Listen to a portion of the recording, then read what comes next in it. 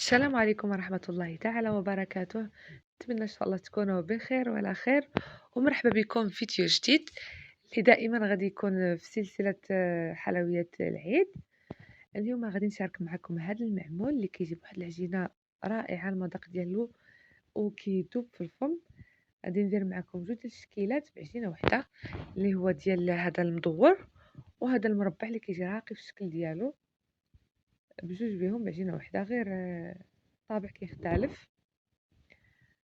كتجي كدوب في الفم هاد العجينة، كتجي رائعة. كنصاوبها بالفرماج، كنصاوب وحدة عادية ولكن هادي كتجي مختلفة. ان شاء الله غادي ندير معكم العادية اللي ما فيهاش الفرماج.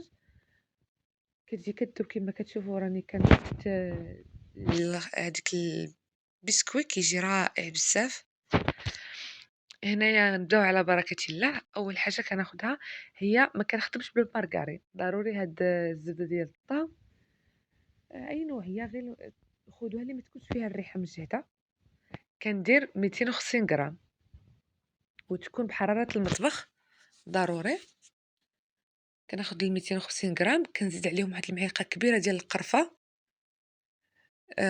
دائما كنقول لكم الزبدة ضروري ما تكونش فيها ديك الريحة، حيت كاين واحد النوعية رخيصة كتكون فيها واحد الريحة مجهدة. كناخد كاس ديال السكر الثقيل، دائما العبار بكاس العنبة. كناخد 5 ديال الفرماجات، هاد الفرماج كيعطي واحد المذاق رائع لهاد الحلوة. ممكن ديروا 4، المهم 4 أولا 5 ما كيختلفش. وكنبدا نخلط هاد المكونات مزيان هكا، كنخلطهم بالصباع ديال يدي كلهم حتى نخدمهم مزيان.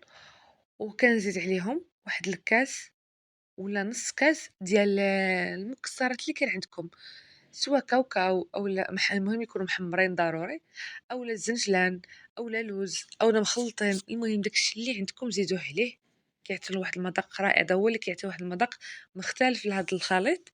يعني اللي كان عندكم متوفر زيدوه. من بعد كنزيد كاس ديال العنبه ديال الزيت، وكنزيد واحد 3 د المعالق ديال المزهر. كنبدا نخلط مزيان حتى كنحس بالخليط ولا بحال الكريمه. وهنا كنزيد عليه 800 غرام ديال الدقيق. ودائما الدقيق كنقول لكم ممكن ياخذ لكم 800، ممكن يعني على حساب الدقيق واش كيشرب ولا ما كيشربش.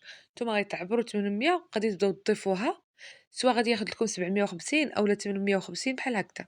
حيت الدقيق بعض المرات كيشرب، بعض المرات لا. ردوا معاه البال، يعني ما تاخذوش الكميه اللي قلت لكم وتخوها مره واحده.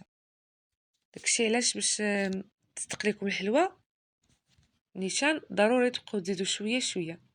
كما شفتوا راه كتكون واحد شويه طريه، ما كتلصقش ولكن كتكون واحد شويه طريه. ندوزو للتمر. كنزيدو على التمر، كناخذ هنا كيلو، كندير فيه معلقه كبيره ديال القرفه وواحد 2 المعالق ديال المزهر اولا 3. صافي كنخلطهم مزيان. من بعد كنكور ديك التمر كويرات، على حسب اللي بغى التمر يدير كويرات كبار، اللي كيبغي العجينه تكون غالبه يدير كويرات ديال التمر الصغار. كنبدا نكور العجينه ديالي. هذا هو المدور، يعني ديال الطابع المدور.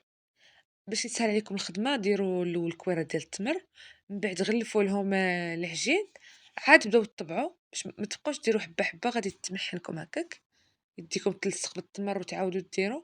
كما شفتوا في الصوره انني كندير الكويرات كلهم، عاد كنبدا نطبع، كنرش فيه الدقيق باش ما يتلصقليش. وملي الطابع الا بدا يلصق لكم حتى هو رشوا شويه الدقيق.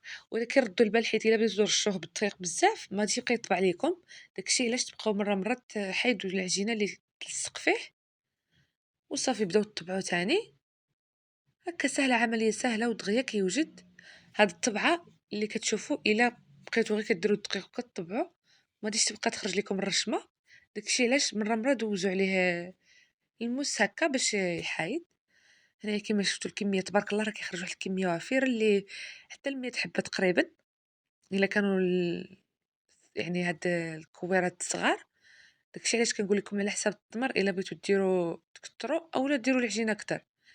هنايا ضروري ملي كندير السكر حتى كتبرد العجينه تماما، كنخرجها بالفران كتبرد، عاد كندير السكر وكنمسح هكا على وجهه باش تبان لي الرشمه. وبالنسبه للطياب، الفران يكون سخون سخون مزيان. فاش كندخلوه كنقص غير واحد شويه النار وكنخليه غير واحد شويه نقص الماء. صافي كيطيب هكا، غير كيبان لي اللون ديالو تبدل واحد شويه كنحايدو. حنا ندوزو للمربى. بالنسبه للمربى عفوا، الا بغيتو كما كتشوفوا الكوارات راني خليت لهم شويه ديال التمر كيبان. كيعجبني داك الشكل ديالو فاش كنطبع، كتبان التمر فواحد الجهه اولا في جهات هكا، كيجي واحد المنظر زوين. داكشي علاش على حساب طبيعة الحال الذوق ديالكم ممكن تغلفوا التمر كلها، وممكن تخليو كما كتشوفوا هكا، كيجي واحد المنظر زوين. غادي تشوفوا في الفيديو. دائما كنرش بالدقيق كما قلت لكم، والا شفت الطابع عمر لي بالدقيق ومبقاش كيطبع كنحايد بالموس. هايك التمر باينه كيجي واحد المنظر زوين، وهذا المربع كيجي شكله راقي الصراحه. صافي نفس العمليه كنستمر في نفس العمليه. كنديرو في، وممكن تخليوها واحد الساعه اولا قبل الطياب.